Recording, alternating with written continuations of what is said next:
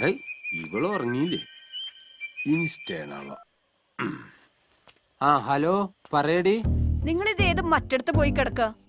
മണി 11:30. ഭക്ഷണം വല്ലതും വാങ്ങിച്ചിട്ടോ? ഹർത്താലല്ലേ, കടയടച്ചിരിക്കല്ലേ.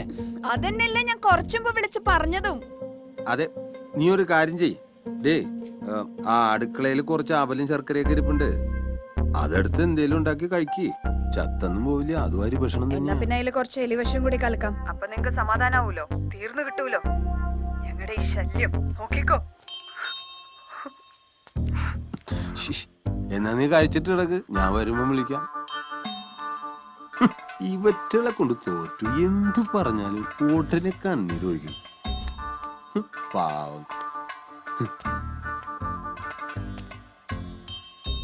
നിനക്ക് വേണ്ടി കിടക്കട്ടെ ഒരു പാട്ട്. കാവ്യഭാവനേ